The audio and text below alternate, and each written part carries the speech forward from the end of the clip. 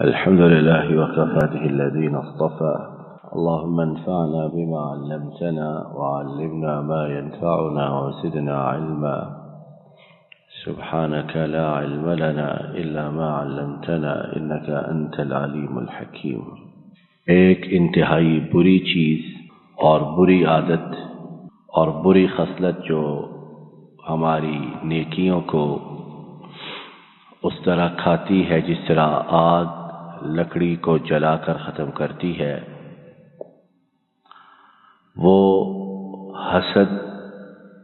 کی بیماری ہے۔ ہم میں سے بہت سے لوگ شعوری طور پر غیر شعوری طور پر اس بیماری کا شکار ہیں، اور حسد کا معنی یہ ہے کہ جو نعمت کسی دوسرے کو میسر ہے وہ اس سے چھنے اور مجھے مل جائے۔ اور کتنی نادانی اور بیوقوفی کی بات ہے کہ اللہ جن کے خزانوں میں کوئی کمی نہیں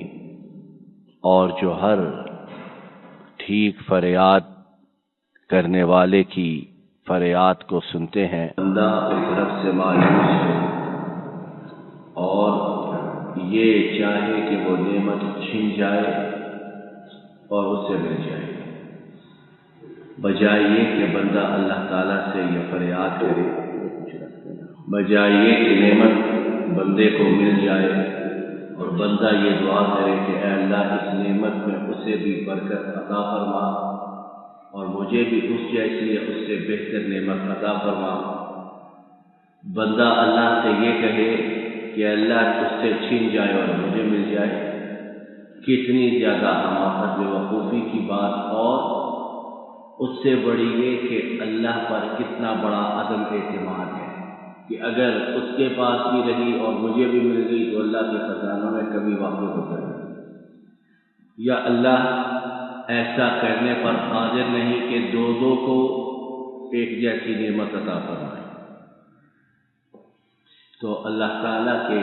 خزانوں پر شک و شبہ، معاذ اللہ، اللہ تعالیٰ کو اس قابل نہ سمجھنا، یہ حسد اس کے نتائج میں سے سب سے بڑا نتیجہ ہے۔ لیکن ہمارے دین میں کچھ باتیں ایسی ہیں جن کے متعلق ہم رشک کر سکتے ہیں کچھ نعمتیں کہ اے اللہ کتنا خوش قسمت ہے وہ انسان کہ آپ نے اسے یہ چیز عطا فرمائی، اور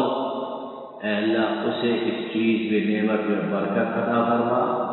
اور مجھے بھی اس چیز سے مالا مال فرما۔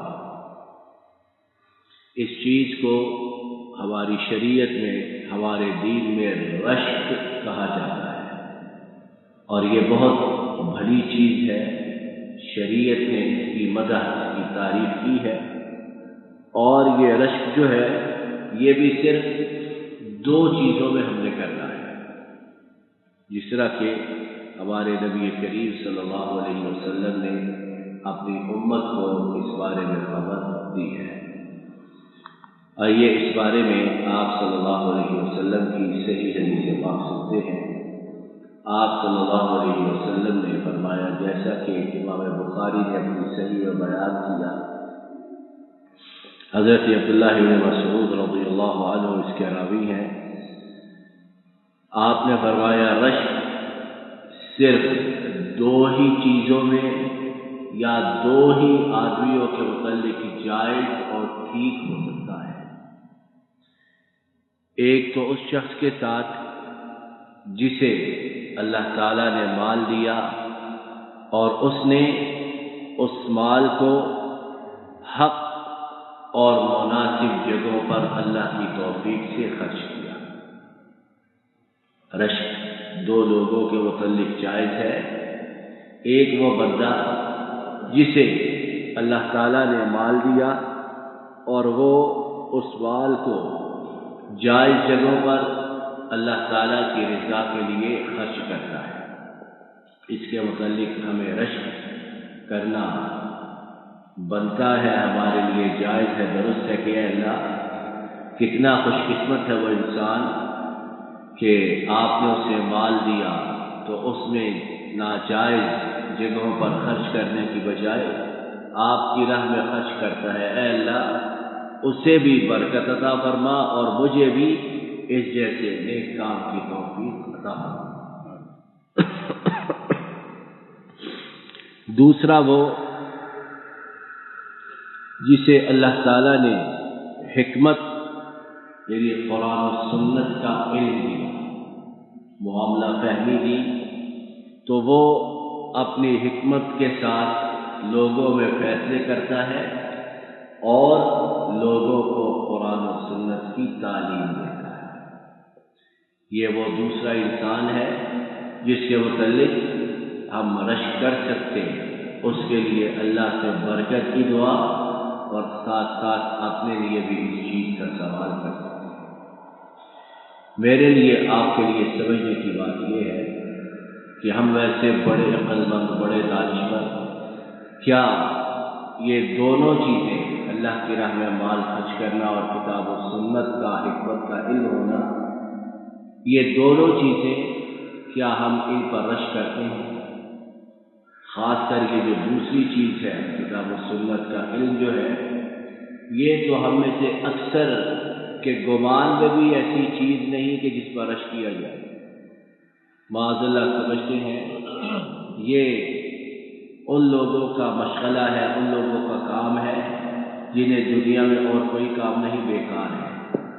تو وہ قرآن پڑھیں پڑھائیں، وہ سنت سیکھیں سکھلائیں، ہمارا اس سے کیا تعلق ہے؟ دیکھیے بخاری کی حدیث اور آپ صلی اللہ علیہ وسلم نے کیا فرمایا کہ جس شخص کو اللہ تعالیٰ یہ نعمت عطا فرمائے قرآن و سنت کی، وہ اتنا عظیم سعادت مند اگر اس میں اخلاص ہو، اگر اخلاص نہیں تو پھر تو بات ہی کوئی نہیں، لیکن اگر اخلاص ہو تو وہ اس قابل کہ اس پر رشک کیا جائے اور اللہ سے اس کے لیے برکت کے ساتھ ساتھ اپنے لیے بھی اس نعمت کا سوال کیا جائے۔ تو یہ دو چیزیں ابھی ہم نے صحیح بخاری کی حدیث پاک کے عبر میں سنی، ایک یہ کہ انسان کو اللہ مال عطا کرے اور وہ اس مال کو اللہ کی راہ میں خرچ کرے، اور دوسرا یہ کہ اسے کتاب و سنت کا علم ملے تو وہ اس کے مطابق لوگوں کے درمیان فیصلے کرے اور اس کی تعلیم دے۔ اللہ تعالیٰ ہم گنہگاروں کو، حملہ کاروں، خطاکاروں کو بھی ان دونوں نعمتوں سے بہت زیادہ مالا مال فرمائے، اور جسے بھی ہم ان دونوں نعمتوں کا حامل دیکھیں، ان دونوں نعمتوں کا پانے والا دیکھیں، اللہ تعالیٰ اپنے فضل و کرم سے اس کے ساتھ ہمیں جائز ٹھیک رشک کرنے کی توفیق عطا فرمائے۔ اور رشک کا کیا مطلب کہ اللہ آپ نے جو دی اس سے یہ نعمت اس میں برکت عطا فرما اور مجھے بھی اس جیسی یا اس سے بہتر نعمت عطا فرما۔ اللہ تعالیٰ ہمارے گناہوں کو معاف کرے، ہر قسم کی بیماری پریشانی سے محفوظ رکھے، آنے والے مسائل سے، آنے والی بیماریوں سے ہماری حفاظت کرے، جن بیماریوں میں آفات اور مشکلات ہم کر چکے ہیں جس سے ہمیں مکمل طور پر نجات عطا فرمائے۔ ربنا ظلمنا انفسنا وان لم تغفر لنا وترحمنا لنكونن من الخاسرين، ربنا آتنا في الدنيا حسنة وفي الآخرة حسنة وقنا عذاب النار، وصل اللهم على نبينا محمد